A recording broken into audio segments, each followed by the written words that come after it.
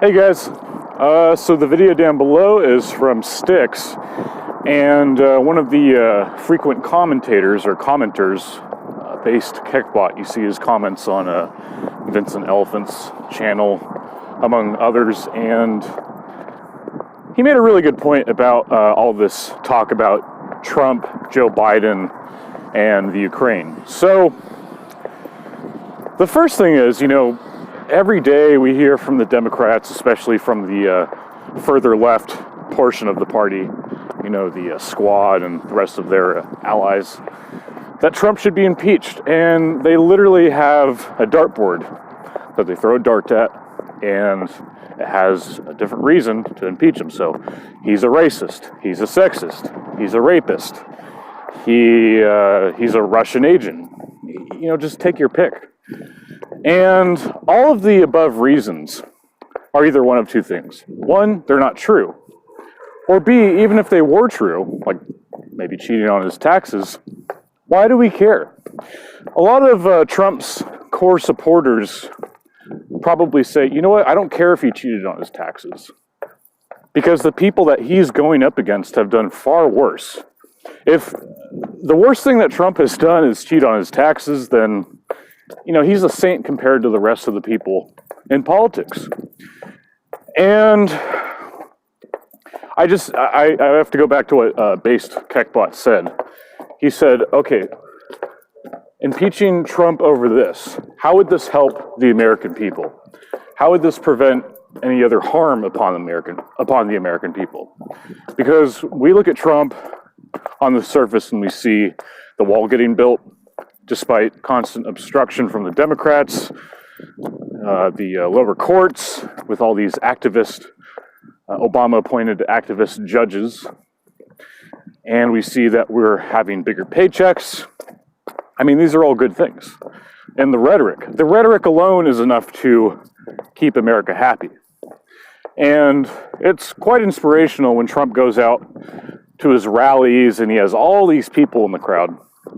I mean, that rally that he did the other day at Houston with Prime Minister Modi of India, I mean, that's impressive. That thing was packed. I think they said over 50,000 people. I mean, do you see anybody on the Democrat side that could draw that type of crowd? I mean, maybe Bernie Sanders back in 2016 before he sold out to Hillary Clinton, but not anymore. Maybe Andrew Yang. Maybe if Andrew Yang were to, I think he would probably draw a pretty big crowd. Tulsi Gabbard, probably. But that's about it. I mean, you'd probably have to combine those two candidates in order to have a crowd of over 50,000, or even half of that. Anyways, I thought that was a really good comment. It got me thinking, motivated me to make this video. So, going back to the Ukraine, with Trump and, him talking to, what's his name, Zelensky, the president or prime minister, I think he's the president of Ukraine, talking about how, you should look into what Joe Biden has done. So I was thinking too, about this. Hillary Clinton back in 2016 or 2015, she said, I think it was 2016 after Trump won the nomination, but she said, okay, if China's listening, can you, maybe dig up his tax returns. And admittedly, Trump said something very similar. He said, hey, Russia, if you're listening, let's get our hands on Hillary Clinton's emails. The only caveat is that it wasn't Russia that got those emails. It was Julian Assange and WikiLeaks. And if I understand correctly, they obtained those emails legally, along with the Podesta emails. WikiLeaks, as far as I'm concerned, they didn't do anything wrong. They're just being targeted because they, exposed a pretty dirty, corrupt politician in Hillary Clinton. And Podesta, of course, and I'm sure there were some other people that were implicated in that. So, I don't think that Trump is going to get in trouble for talking to the Ukraine. It's just another episode of how will Blumph ever recover? Really is. I mean, look, they literally throw everything at him, and nothing sticked. I mean, they've literally thrown shit on the wall, their own shit, like monkeys. And they're saying, oh, what's going to stick this time? It's nothing's going to stick as far as I'm concerned.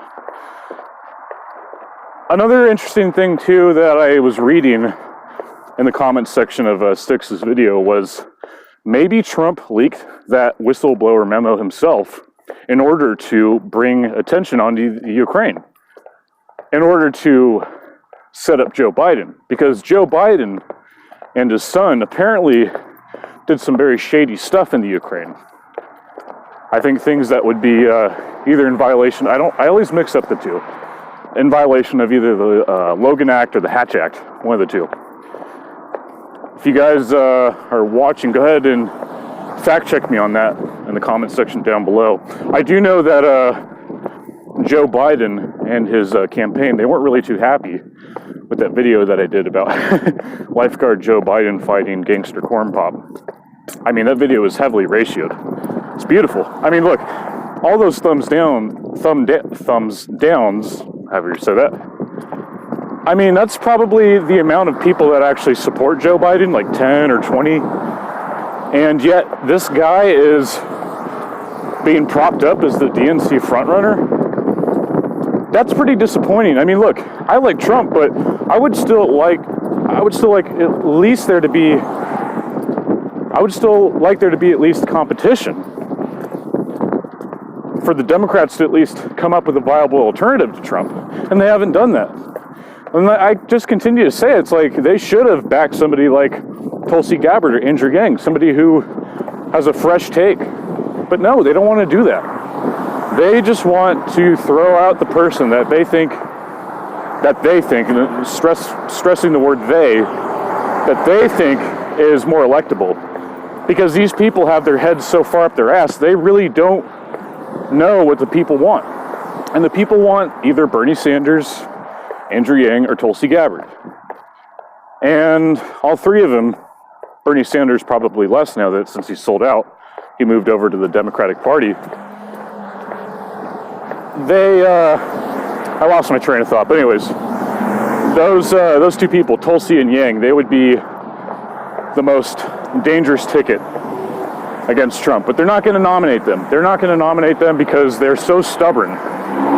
They literally get in their own way, and it's just very disappointing. I wish that my Democratic Party would come up with a viable alternative to Trump, because there are some things that, you know, some of the people in Trump's own base, you know, more of the black-pilled faction really don't like about Trump, especially when it comes to foreign policy. You know, they would like somebody like Tulsi Gabbard or Andrew Yang. That's the whole reason why David Duke, who endorsed Trump back in 2016, has endorsed Tulsi Gabbard.